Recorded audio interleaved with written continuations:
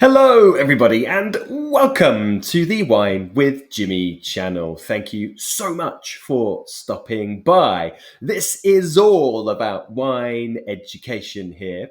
My sessions, my videos are designed to follow key text and key syllabus of wine education and wine certification from around the world.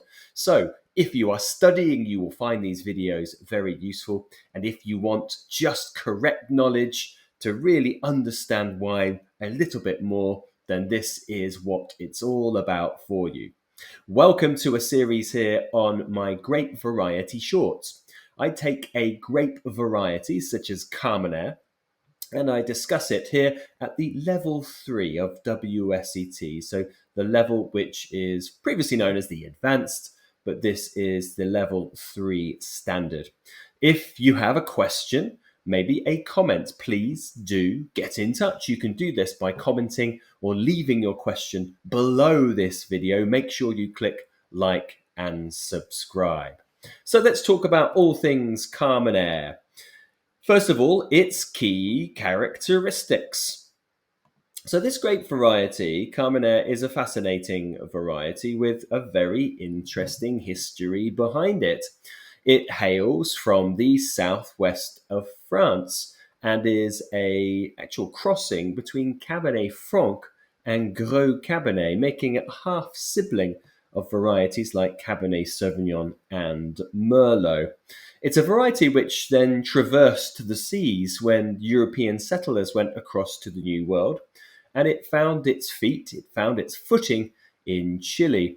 But it was confused with the grape variety Merlot, and in fact, throughout most of the 20th century and then coming up to today, it's a grape variety that was almost forgotten until research highlighted that Carmenere was evident in Chilean vineyards, and it was officially recognized in 1994.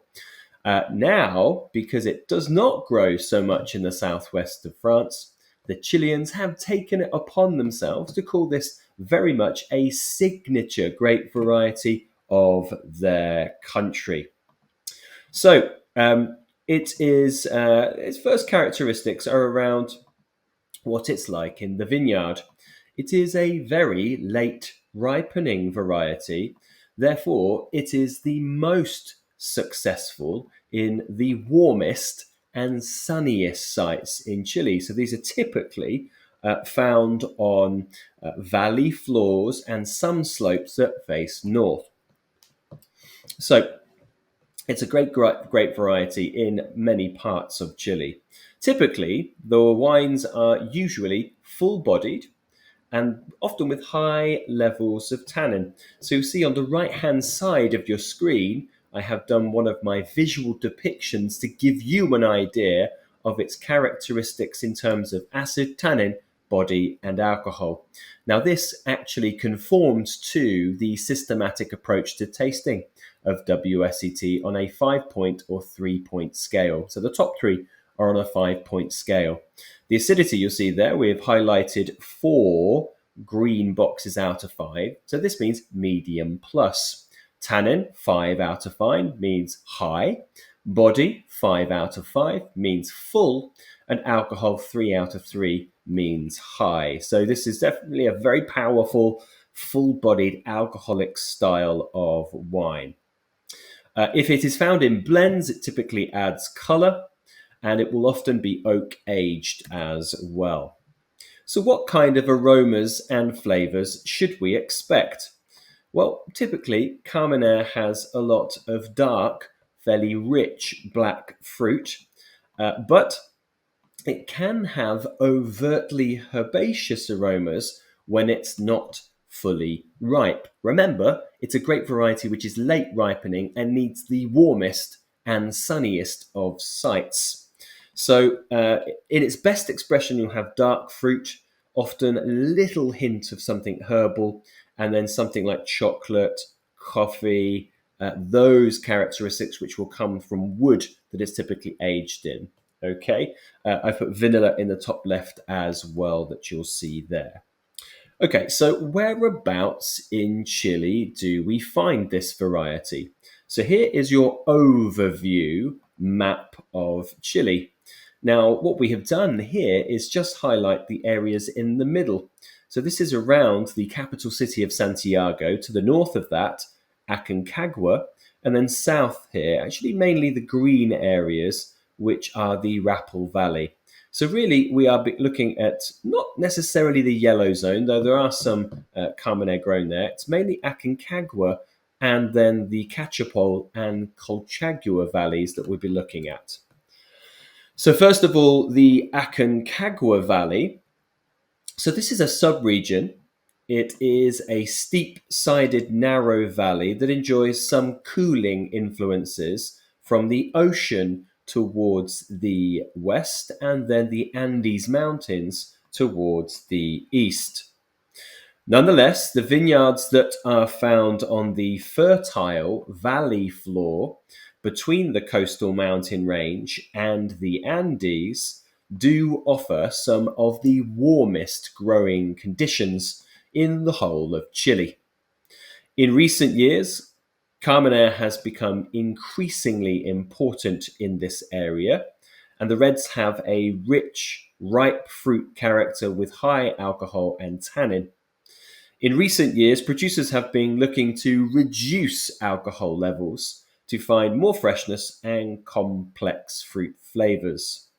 As a result, the plantings are less focused on those fertile valley floor areas and have been more focused today on the slopes towards the Andes or towards the coastal mountains.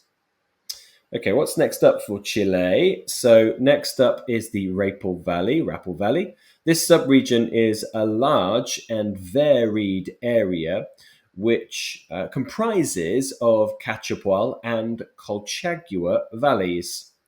The more northerly Cachapoal Valley zone is a warm area cut off from ocean breezes, highlighted on your map on the right-hand side in yellow. So you will see it has some distance from the Pacific. Carmenere here ripens well on the valley floors. To the south of that, which is a much more varied zone, in red on your map on the right-hand side, is the Colchagua Valley zone. The central part of this valley is warm. It is open to a little bit of some ocean influences. It is well known for full-bodied reds, along Cabernet Sauvignon Syrah, but of course Carmenere. As the area has seen success and it has expanded, the vineyards have of course been increasingly planted on the valley slopes, and in some parts, most notably Apalta, there is a premium reputation in place. Okay, so Apalta, which is a part of the Colchagua zone. Okay, well that brings me to a conclusion looking at the grape variety Carmenere. I would give this grape some focus just because it is classified in the textbook as a signature black grape variety for Chile.